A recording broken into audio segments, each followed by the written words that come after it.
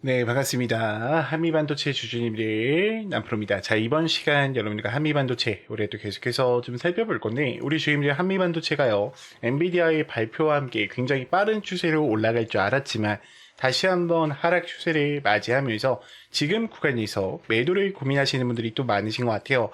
자, 근데 지금 구간 여러분들 절대로 매도하고 끝내시면 안 됩니다.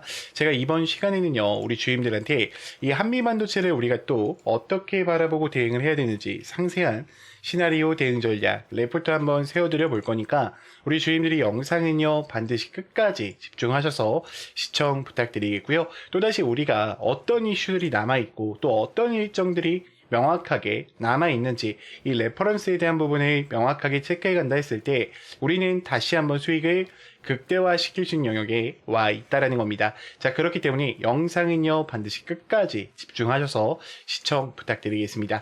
자, 일단 한미반도체 같은 경우에는 제가 과거에 우리 주임들과 이 아래 구간에서부터 대응을 도와드렸던 종목이었는데, 자, 결국에 엘리어트 1파동을 만들고 2파동이 나갔던 종목이었어요. 그리고 여기서도 이들이 어때요? 바로 가고 싶었을 거야. 근데 주가가 그러니까 아침에 갭 출발을 했죠. 10% 갭 출발을 했다가 다시 한번 떨어진 상황 속에 있어요. 자, 그러면 전 이렇게 생각을 해요. 지금 아무래도 엔비디아에서 HBM에 대한 이야기가 너무나도 많이 나왔기 때문에 지금 이 세력들도요, 개인들에 대한 물량을 태워서 보내기가 어때? 굉장히 부담스러울 수밖에 없다라는 거예요. 왜요? 뉴스에서 대놓고 뭐라 그럽니까? HBM3, HBM3E와 6와 7에 대한 공개를 하면서 지금 이 GPU에 가는 데 있어서 빠질 수 없는 상황 속에 있다라고 이야기가 나왔단 말이에요. 그러면 지금 올라가는 데 있어서도 수많은 개인들에 대한 거래량이 작용했겠지만 많은 기관들도 어때요? 현재 구간에서 물량을 쥐고 있어요. 그럼 세력들 입장에서 어떻게 해야 돼? 갈 줄 알았는데 단타 치는 물량은 최소한 어떻게 해야 된다? 털어주고 가야 되는 거야. 그래서 저는 지금 이 구간에 이렇게 생각을 해요. 지금 잘 봐요. 세력들이 결국 갭 상승을 시켰죠. 그러면서 앞전 구간에 대한 매집 소화를 끝내놨어요. 그렇다라는 건 지금 구간에서 흐름을 돌리면서 갈 가능성이 높다라고 저는 눈여겨보고 있습니다. 특히 이 한미반도체는 사실 지금 구간에서 끝날 애들이 아니에요. 저랑 과거에 대응을 하셨던 분들이야. 이런 아래 구간에서 급등 초입 화살표 구간에서 대응을 하면서 아직까지도 수익권을 또 잘 챙겨가고 계실 건데, 지금 일단은 우리가 거래량에 대한 변화를 봤을 때도요, 외인들 같은 경우에 어때요? 73만 주가 또 들어와 있는 상황 속에 있고요. 기관 같은 경우에는 398만 주, 거의 물량을 휩쓸어 담은 상황 속에 있어요. 그러면 이들의 물량 비교를 해보더라도 지금 어때요? 이 한미반도체에 관해서 이 골드만삭스가 약 80만 주가 최근에 들어왔는데 매도합니까? 아니죠. 일부 물량만 나간 거란 말이야. 그리고 메릴린치나 뭐 시티그룹 그리고 DB증권 마찬가지로 어때요? 현재 구간에서도 가격이 높은데도 불구하고 어떻게 하고 있다? 매수하고 있다라는 거예요. 특히 지금 이 외인들에 대한 거래량, 특히 모건 스탠리에 대한 평단가를 본다라고 했을 때 가장 많이 샀던 곳이 어디였어요? 11만 원대였어. 근데 지금 이 윗구간에서도 매수를 한다라는 거는 결국 뭘 뜻해요?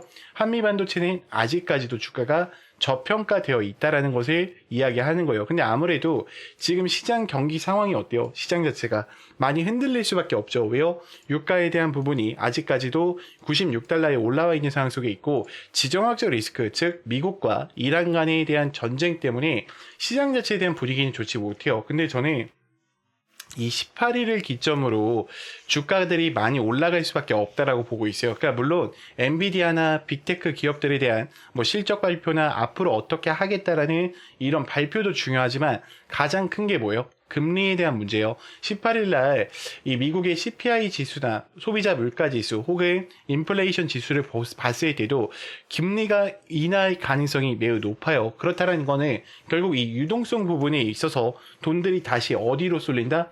주식 시장으로 들어올 수밖에 없다라는 거야. 저는 한 템포 늦췄다가 갈 가능성이 매우 높다라고 좀 보고 있어요. 그러면 한미반도체에 도대체 어떤 이야기들이 남아있는지 우리가 상세하게 체크를 해볼 건데, 자, 지금 2분기 때부터 볼게요. 일단은 TSMC, 대만 쪽과요, AS향 패키지, 공급 계약 체결 이야기가 남아있죠. 자, 그리고 북미 고객사에 대한 수주 물량 확대와 납품 일정에 대한 확정이 또 잡혀 있어요. 자, 이뿐만이 아니라 육공장에 대한 풀체인을 또 가동하게 된다라고 하면 주가는 어때요? 또다시 요동칠 수밖에 없겠죠. 자, 그리고 3, 4분기 때 때 HBM에 대한 양상과 더불어서 삼성전자의 본격적인 납품이 시작됨과 따라서 수조 원대에 대한 돈이 어때요? 또다시 들어올 수밖에 없다라는 거예요. 자, 그러면 지금 이 3, 4분기 때 HBM5와 6가 납품이 된다라고 하면 와이드 본더 TC가 같이 이야기가 나올 거기 때문에 데이터 센터로 가는 데 있어서 한미반도체는 끝날 종목이다? 아니에요. 저는 26년도에 한 종목만 매매해서 끌고 가야 된다. 라고 하면은 단언컨대 이 한미반도체라고 이야기를 드리고 싶습니다. 자, 여기까지 들으셨다면 우리 주임들 이제는 이 종목을 끌고 가실 이유는 명확해지셨을 것 같아요. 자, 그런데 문제는 만약에 여기서 하락이 한 번만 더 나온다라고 하면 우리 주임들 어때요? 대부분 매도를 고민하실 거예요. 왜냐면 여러분들은 지금 기준 자체가 차트로 잡혀 계시기 때문에 하락 한 번 해도 변수 한 번 해도 멘탈이 쉽게 무너지신다는 거죠. 자, 그래서 필요한 게 뭐냐? 저는 확신이라고 생각을 해요. 근데 이 확신이라는 것은 차트에서 나오는 게 아니라 주가를 움직이는 일정, 즉 공개 자료를 기반으로 한 체크 포인트를 알고 계실 때 나오시는 거예요. 그래서 여기까지 정리를 하면 여러분들한테 지금 당장 뭘 하라는 게 아니에요. 지금은 우리가 기준을 만드는 단계라는 거죠. 그래서 제가 영상을 여기까지 보신 분들한테만 이 레포트 파일과 26년도 상세 일정표를요 따로 저장용으로 하나씩 보내드릴 거예요. 그래서 우리 주임들이 이 자료를 원하신다라고 하시면 제 개인 번호 010-2522-3008번이니까 문자로요 간단하게 한미라고만 두 글자 남겨놔 주세요. 그러면 제가 레포터 파일 챙겨 드릴 거고요. 자, 추가적으로 아직 틀레방 못 들어왔다 하신 분들 두 명이 계실 겁니다. 자, 이제는 혼자서 대응하시다가 절대로 실수하시면 안 되기 때문에 반드시 제 개인 번호로요 문자로 간단하게 입장이라고만 두 글자 남기셔서 영상을 여기까지 보신 분들만 꼭 들어오셔서 함께 좀 대응을 이어가 보셨으면 좋겠습니다. 자, 그러면 또 다음으로 넘어가서